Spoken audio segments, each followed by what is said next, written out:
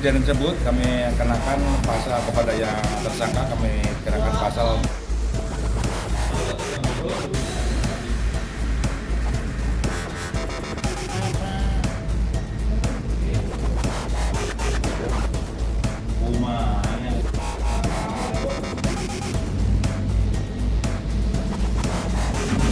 kejadian yang terjadi di wilayah hukum Polsek Cililin, itu terjadi di SD Negeri Cisaronggi di Desa Mekar Mukti, Cihamplas, Cililin.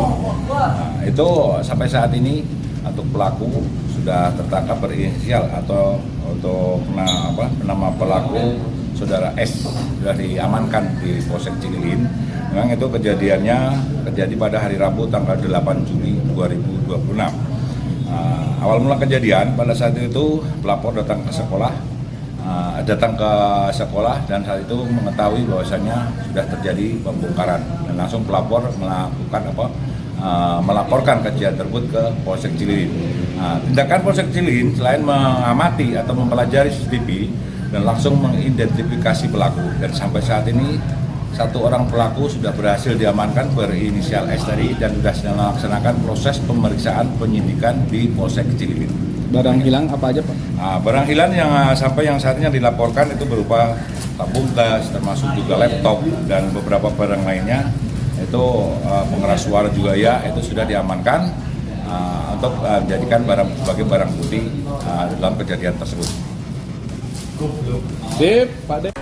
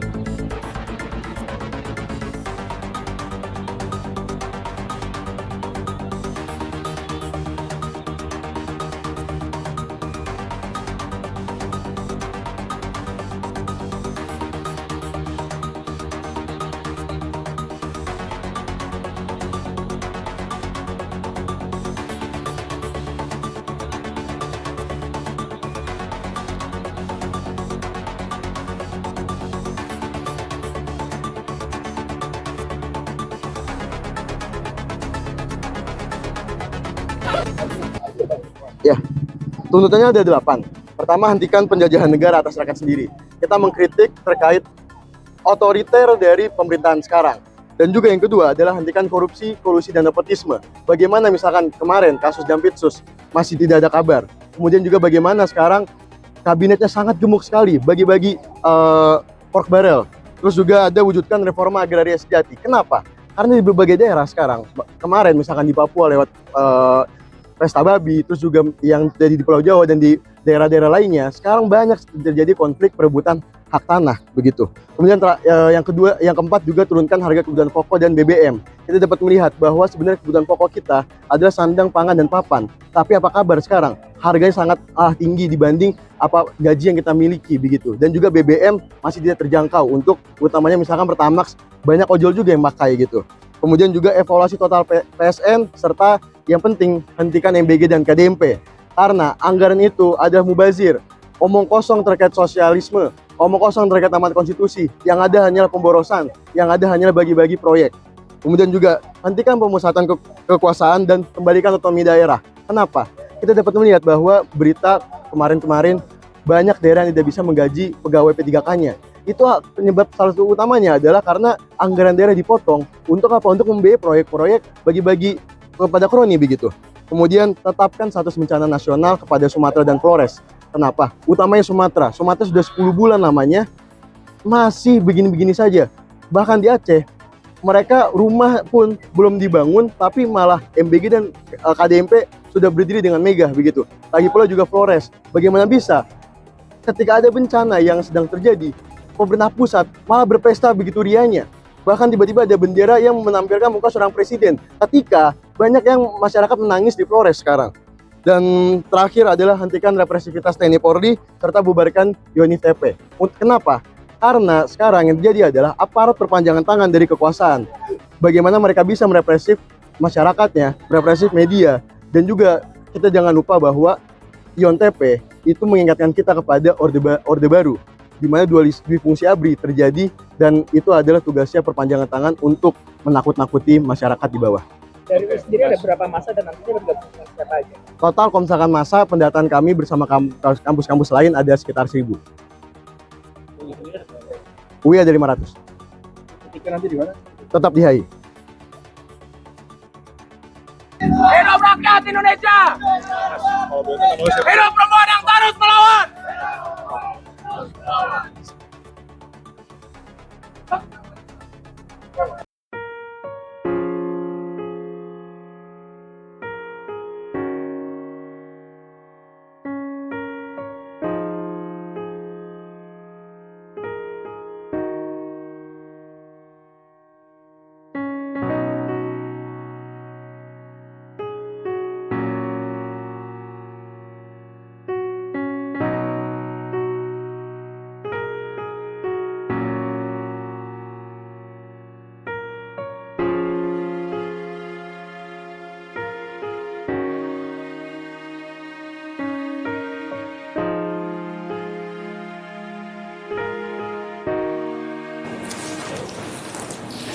Simulasi 1, 2, 3. Menggunakan nama. Jika nanti penuntutan tersangka itu Atau gimana? Tinggal dipotong-potong aja nanti. dipotong-potong aja. Iya. Betul kan? Pas biasa. Assalamualaikum warahmatullahi wabarakatuh. Selamat siang yang saya hormati Kasat Reskrim Polres Kebumen, Kanit PPA Polres Kebumen, dari Bapas, pihak sekolah dan dari Dinas Sosial Polres Kebumen, serta rekan-rekan media yang pada hari ini kegiatan press release terkait kasus tindak pidana kekerasan terhadap anak di bawah umur. Untuk dasar laporan polisi LPB nomor 56 bulan Agustus Polres Kebumen yang terbit pada tanggal 15 Agustus 2026 untuk pelapor inisial SA 46 tahun, alamat Kecamatan Kutowinangun, dan untuk korban inisial KE, jenis kelamin laki-laki, umur 15 tahun, pelajar kelas 10 SMK swasta di Kecamatan Kutowinangun. Berikutnya, anak yang berkonflik dengan hukum, inisial nama AR, laki-laki, usia 16 tahun, pelajar kelas 11 SMK swasta di Kecamatan Kutowinangun. Untuk alamatnya Kecamatan Bonorowo, Kabupaten Kebumen. Waktu dan tempat kejadian pada hari Jumat tanggal 7 Agustus 2026 sekira pukul 10 pagi di halaman warung wedus komplek belakang SMK swasta Kecamatan Kutowinangun. Untuk kronologis kejadian berawal pada hari Kamis tanggal 6 Agustus kira pukul 16 waktu Indonesia Barat. Anak mengetahui bahwa pacarnya dan korban saling follow. Kemudian anak merasa cemburu. Selanjutnya pada hari Jumat tanggal 7 Agustus 2026 kira pukul 10, anak mengajak korban ke warung wedus di belakang sekolahannya. Sampai di depan warung wedus, lalu anak menanyakan kepada korban perihal follow dan DM antara korban dengan pacar anak. Selanjutnya, anak meminjam HP milik korban dan membukanya. Kemudian anak melihat riwayat DM antara korban dengan pacarnya. Selanjutnya anak mengembalikan HP kepada korban, lalu anak menarik tangan kiri korban dan mengajaknya ke tengah halaman warung berupa lapangan rerumputan. Setelah sampai di tengah halaman warung, lalu anak melepaskan baju yang dipakainya, kemudian melakukan kekerasan fisik dengan cara memukul rahang kiri korban menggunakan tangan kanan. Lalu tangan kiri anak memukul dada kiri korban, selanjutnya mengangkat badan korban dan membantingnya sebanyak 2 kali hingga jatuh. Selanjutnya anak menendang muka korban menggunakan lutut kaki kanan hingga mengenai kening di atas mata kiri korban, setelah itu dipisahkan atau dilerai. Untuk modus operandi, anak cemburu kepada korban karena korban memfollow akun TikTok milik pacar anak dan saling mengirim pesan melalui akun TikTok. Untuk barang bukti yang telah diamankan, 1 setel seragam pramuka dan 1 unit handphone merek Oppo Reno, dan hasil visum et repertum korban. Pasal yang disangkakan Pasal 80 junto Pasal 76C Undang-Undang Perlindungan Anak. Setiap orang yang melakukan kekerasan terhadap anak dipenjara maksimal 3 tahun 6 bulan dan atau denda maksimal 72 juta rupiah.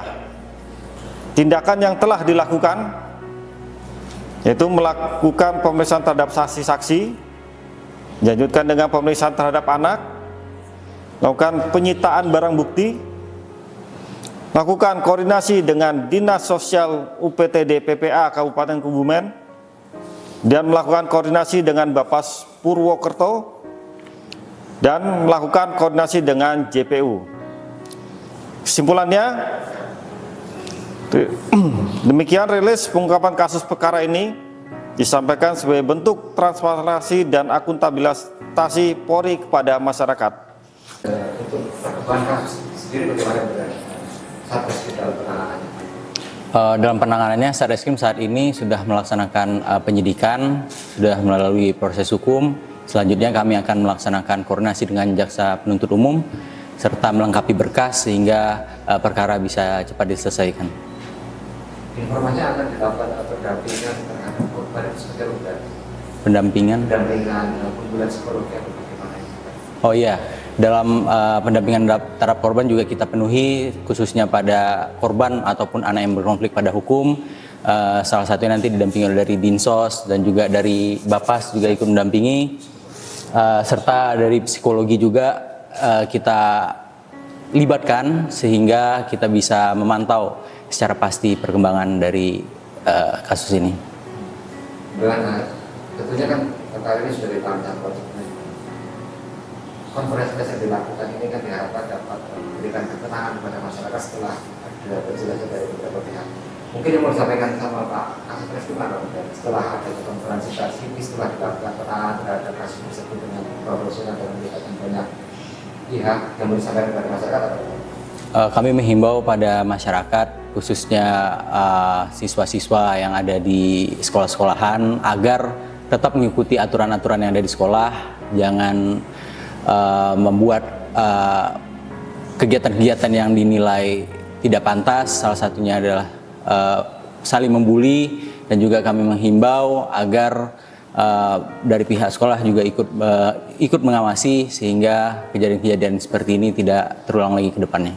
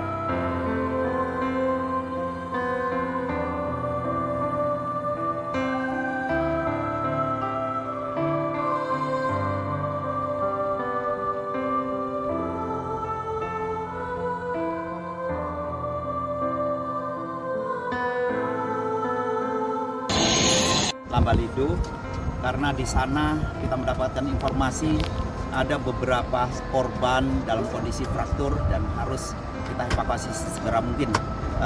Sambil menuju ke lokasi untuk evakuasi medis, kita juga dorong sesuai hasil koordinasi dengan Wamenkes tadi malam.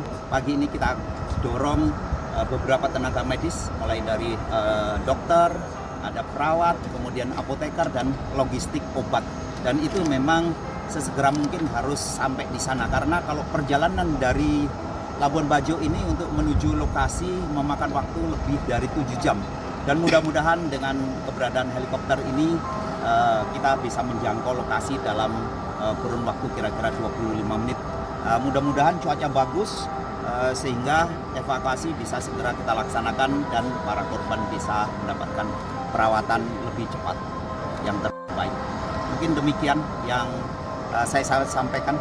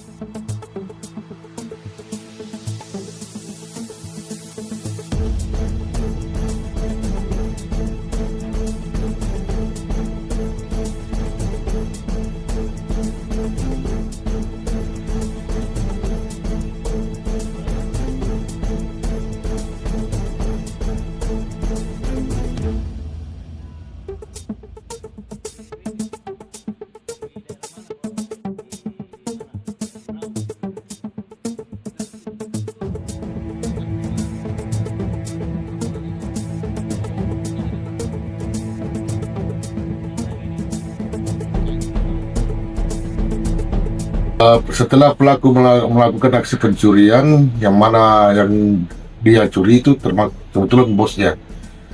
Jadi pada saat korban ini keluar pergi sholat subuh, dan setelah selesai sholat subuh, korban singgah nonton Piala Dunia. Setelah korban selesai nonton Piala Dunia, beliau yang bersangkutan balik ke rumahnya dan mendapati HP-nya sudah tidak ada di tempat. Yang mana pada saat itu HP sementara dicas. Dan juga uang, Pak. Dan juga di uang sebesar Rp3.200.000 yang terletak dalam lemari korban sudah tidak ada. Total kerugian berapa? Kalau total kerugian menurut dari laporan polisi itu sekitar 10 juta rupiah. Oke. Untuk penangkapan, Pak? Ya, untuk penangkapan tersangka kami lakukan penangkapan di wilayah hukum Polres Maros. Barang-barang yang diamankan, Pak? Ya, setelah kita lakukan penangkapan terhadap pelaku, kami menemukan 1 unit HP yang dicuri beserta barang-barang berupa pakaian dan tas.